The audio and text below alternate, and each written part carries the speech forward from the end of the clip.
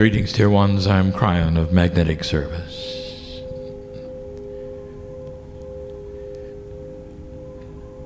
There should be no reason for any anxiety that my partner would feel in a channel such as this. In the hundreds of times he has sat in the chair,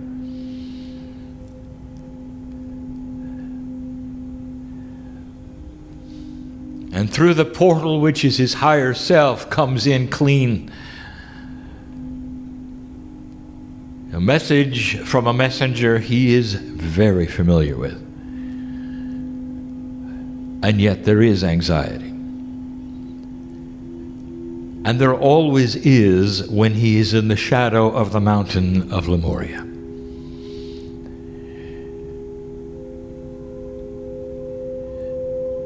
For this is an energy which he recognizes but does not recognize. Things which are hidden from him in his Akash. And so the energy of where you sit now is ripe for information that I wish to bring and that he is wary of only because he's home.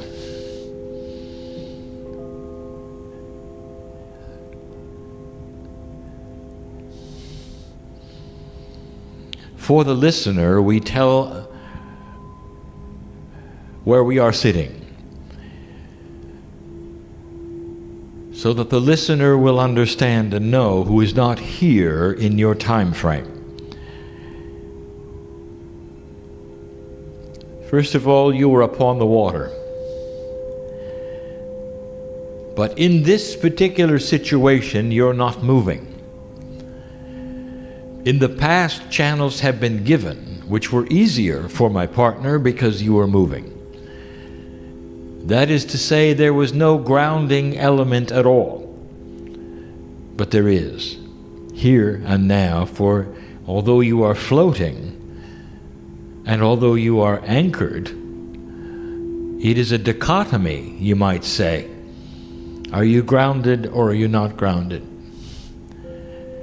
It's a combination that produces an energy which is unique. The water is reflective. And so the energy indeed is similar. Reflective of the past, reflective of history, reflective of you and your part that you might have played in this place. You literally sit in the shadow of the mountains of Lemuria. And if I could take you back, there would be no harbor here. And as we have said before, the peaks of these mountains were far, far higher than they are now. For a geological anomaly in a hot spot took place where there was a bulge in the crust of the earth that pushed this mountain higher. Not quite all the way out of the water, but enough so that the peaks that you would call the Hawaiian Islands were always covered with snow and ice, and there were glaciers that formed. And yet the peaks were where the work was done that was sacred.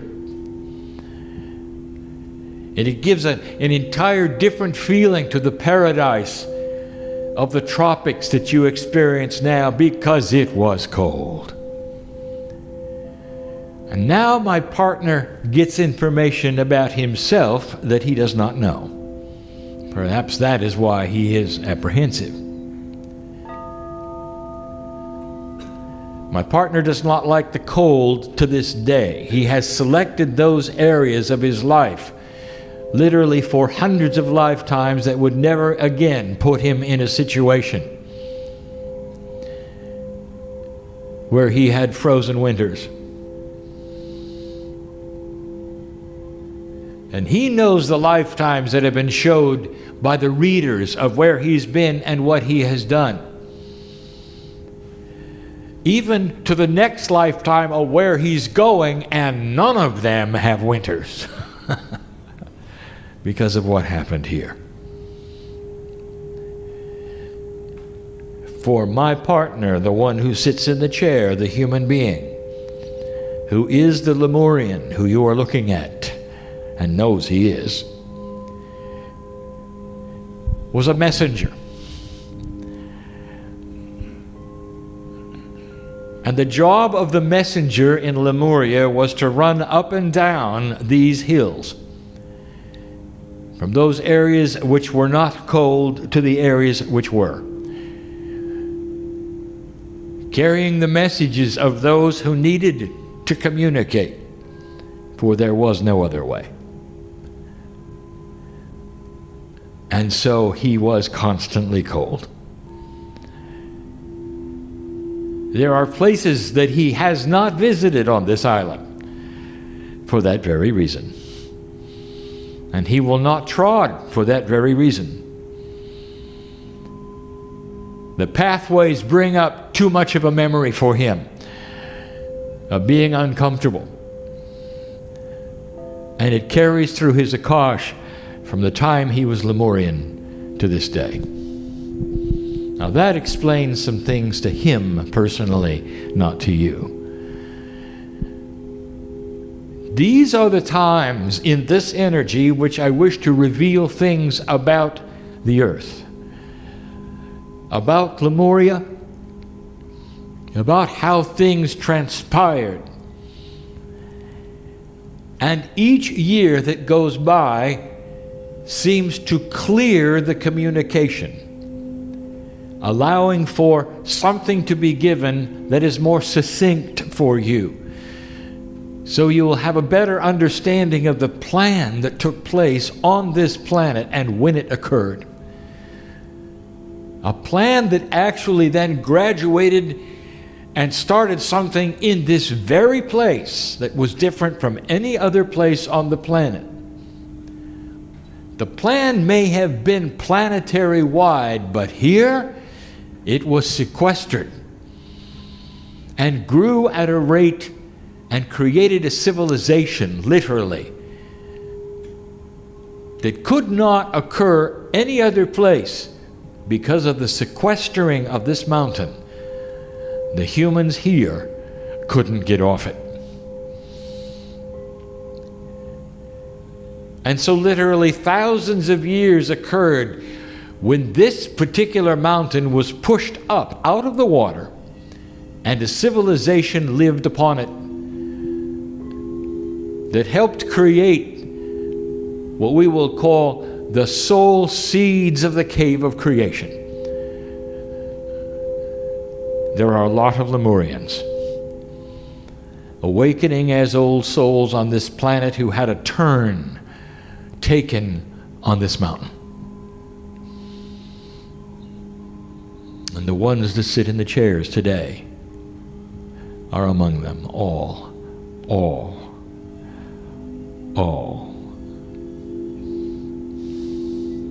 And you feel it. At some level, you feel it. There are some things that are hiding in the scheme of this planet, including the consciousness of Gaia itself, that has to do with you. Now, I've just shown my partner what we're going to do.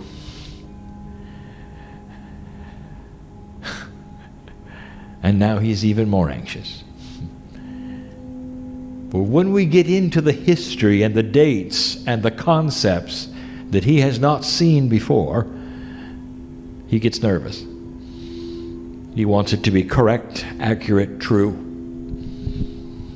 And so I say to him, just stay clear. The words will come out perfectly. They will come out logically.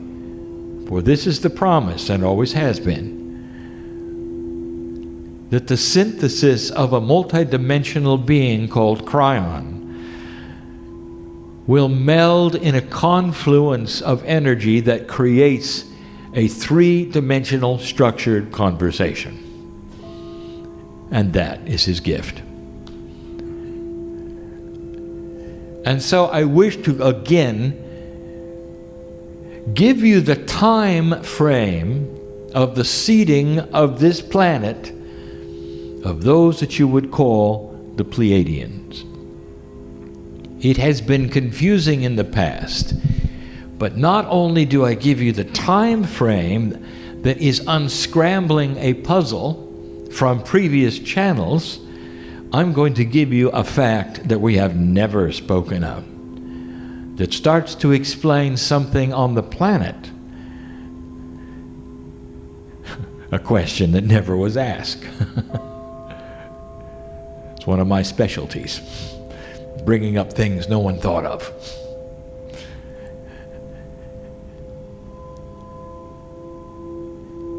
We have said recently that 200,000 years ago was the approximate time frame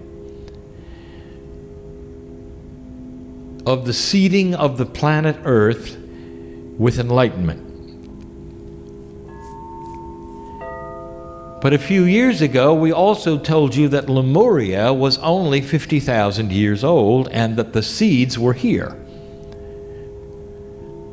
We've also given you information about what happened 100,000 years ago. Actually, it was more like 90,000. These things would seem contradictory to each other if you felt that the descriptions were the same attribute, and they're not. So we start slowly, and we do it this way. When the Pleiadians first came, humanity was a group. Like all the other evolution on the planet, the mammal called human being had many variety. Up to 26 kinds, reduced to 17 before we got here. And that was the puzzle. For in the seeding of the planet 200,000 years ago, with the DNA that was different, things had to change. Because you had to end up with one kind of human being, the kind you have today. That kind has no variety like the other mammals.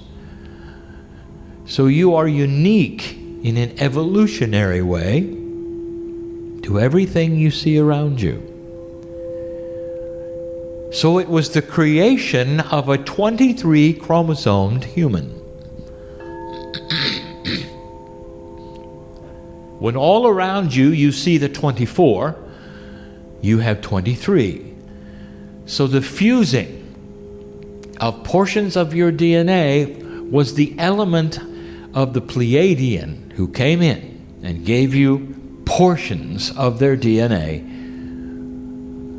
And in the process, many things happened simultaneously. When a farmer looks at his field and decides to grow corn, he surveys it in a different way than those who would have the attribute of eating corn. For the eater of corn would say, when did the corn exist? The eater of the corn would then be told it exists when the stalks were high, and it was then culled, picked, cooked, and given to them. And that would be the beginning of corn. But the farmer, he looks at it differently.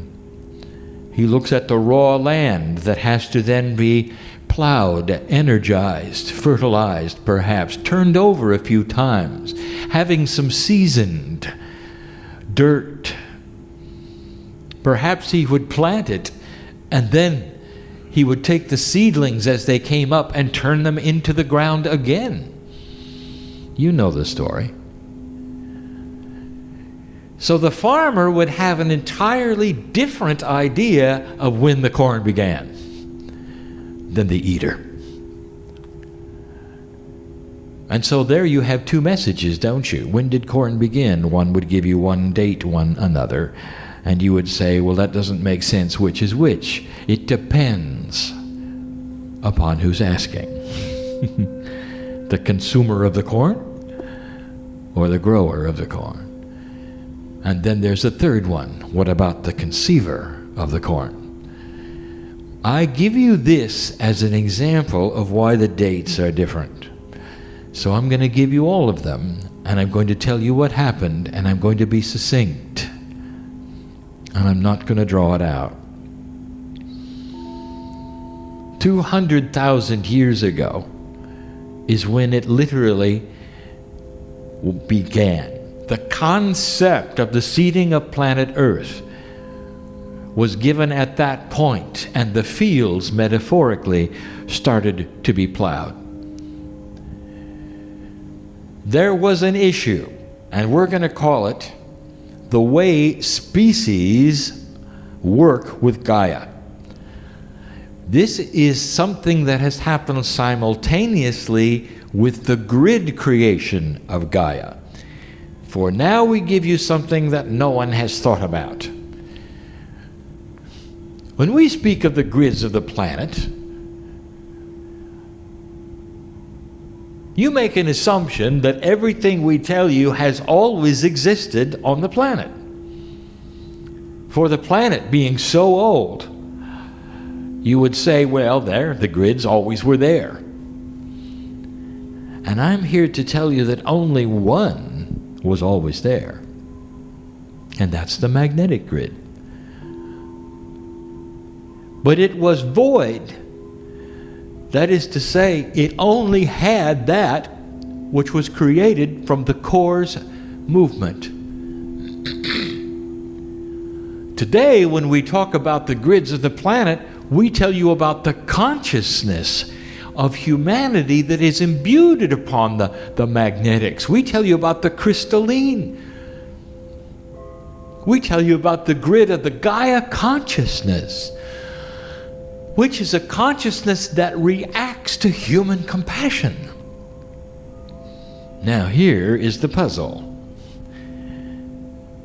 If you don't have divine human consciousness, what about the grids?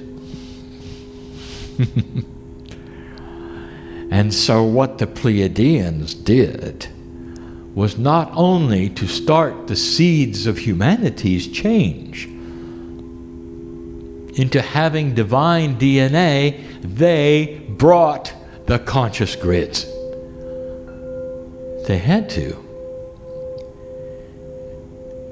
For grids cannot then react to consciousness that doesn't exist. And the consciousness that we are talking about is a sentient human being that stands with a piece of God inside them and with DNA with 23 chromosomes. So let us back up and say it again, and simpler, my partner. The triad of grids on this planet that we've spoken of over and over started with the seeding of humanity. They had to. For all the teachings we've been giving, especially about the crystalline grid that reacts to human consciousness and later compassion and later light, would have had no purpose to be here at all. So that's just one of the things that the Pleiadians did 200,000 years ago. And it was done quantumly in ways that you have no conscious awareness of, for they are beyond your ability to understand at the moment. But the result was Gaia. So you might say Gaia actually was created also quantumly from the seven sisters. Now, the Gaia that existed before then was still Gaia, but not as it is now. It was a Gaia that was creating dirt on the earth. A Gaia that created life on the earth, but not a Gaia that responded to human consciousness. It's very different. So Gaia expanded when the Pleiadians came. It took 110,000 years for this to settle itself, for the ground to be ready, and for 16 species of human beings to leave, so that only one was left. And when that occurred, at approximately 90,000 years ago, is when you can start calibrating who humans were. Now, what about all of those others, and how did they leave? Now I'm going to give you something that exists even today. This is difficult, for my partner has not heard it in this fashion. It may not be complete for some of you, but we sit in the shadow of the mountain of Lemuria. We are on a reflective surface. You're floating in the water, somewhat disconnected from the ground, and yet very connected through your consciousness. So this is information that has not been brought in this fashion before. Go slowly, my partner.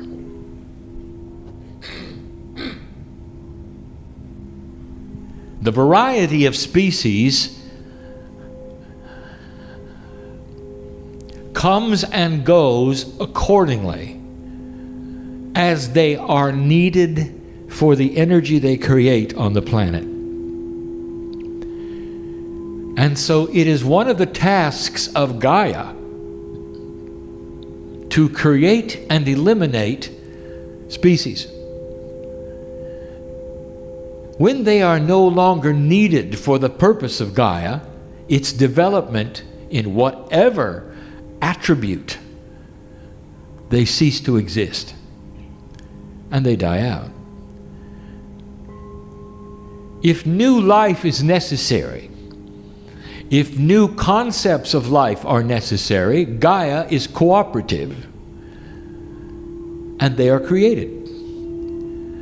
The actual creation of species is something that environmentalists have not yet seen. That is to say, the mechanics of how it works.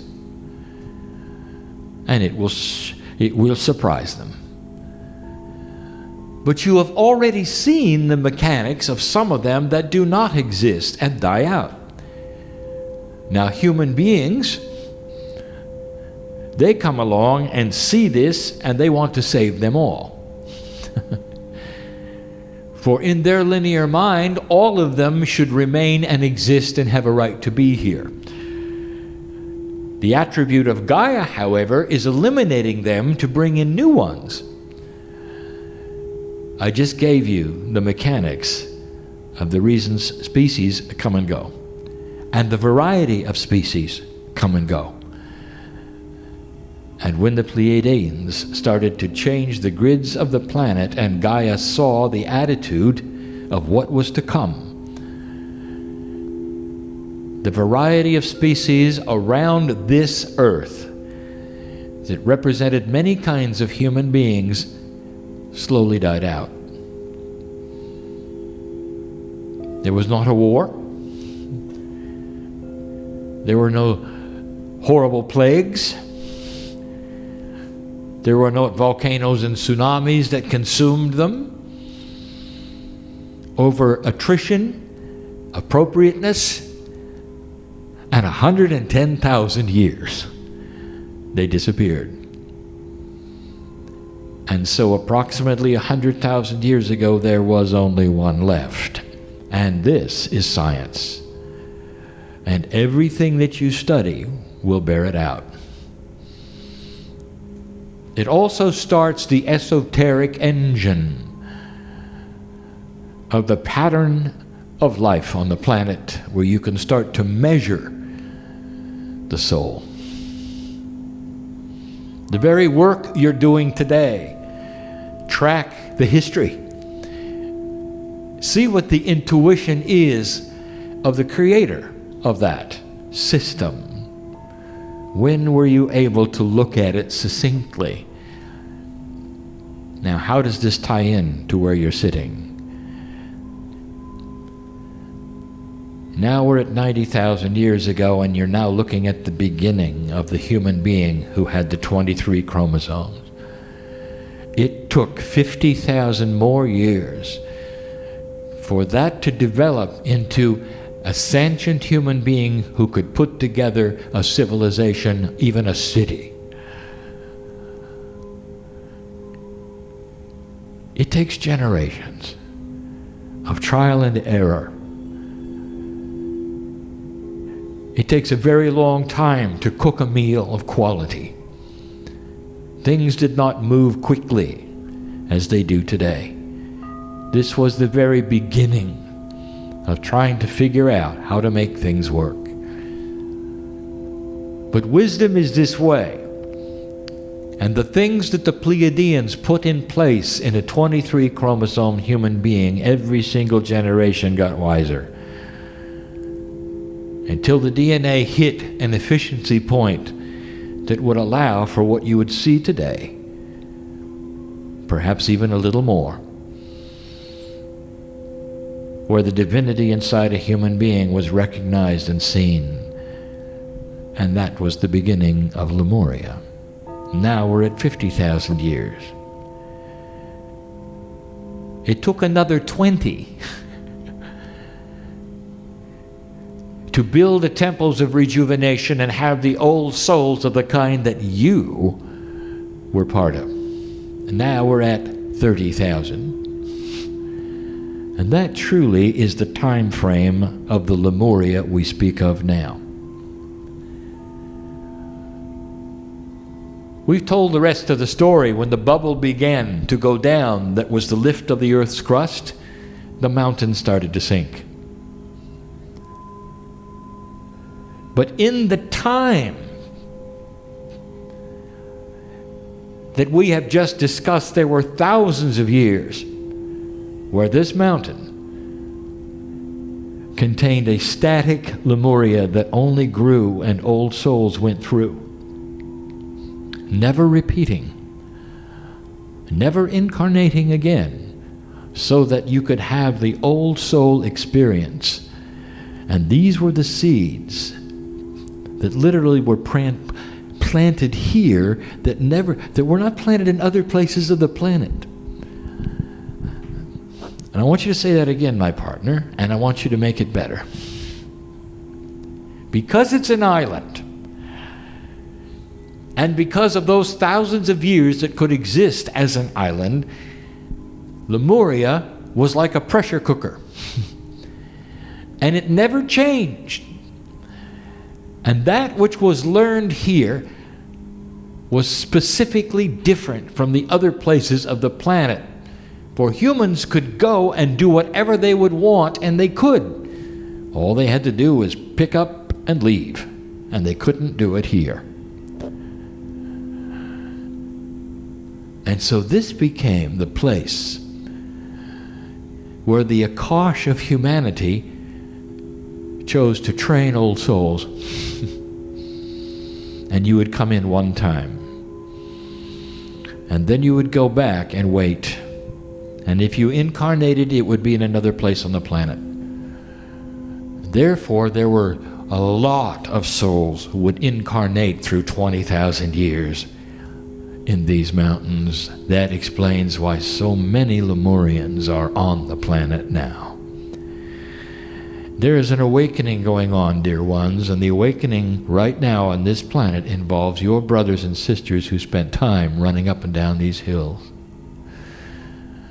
Now, my partner, I want to talk about him again. He gets cold easy. He was in the Temple of Rejuvenation many times.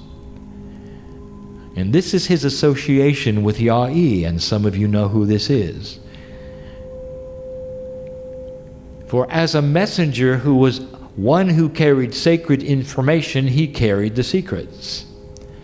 And they did not want to share those secrets with very many humans. Therefore, he had a very, very long life. Continuing to be rejuvenated in the temple as many times as even those of royalty, the messenger lived a very long time. And he spent lifetimes as one soul here. And the whole time he was here, he was cold. It explains a lot to him in his Akash, where he lives now, where he'll live next time, where he lived the last time. Even as a mariner in Greece, he chose the warm parts. Now, I reach this point. I've given you the information, a timeline you didn't expect. To say this, Gaia and the grids of this planet all were born at the same time you were. Through the same energies you were. From the same source you were. If you were to go to a planet that exists without a name yet, in the constellation of what you would call the Seven Sisters, a constellation which to this day is celebrated on this island. If you could go there today and talk to them, they have a name for an energy of the dirt of the earth. It's not Gaia, but it's close. They have a crystalline grid. They have a magnetic grid. They have a Gaia-like grid.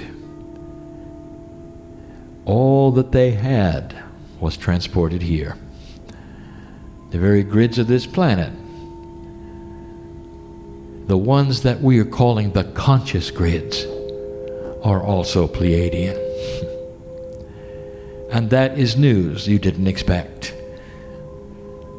Given in an energy that can only be given as we sit here in the shadow of the mountain that used to be cold. And that's enough for today. But it's your history, Lemurian. It's your history. So here's the invitation for those who sit in front of me. You're going to set foot in the dirt of some of these islands, which is really one mountain. And when you do, you have the privilege of it being warm. So you can look around and feel it. I want you to do that. And I'm going to challenge you right now to feel what is here.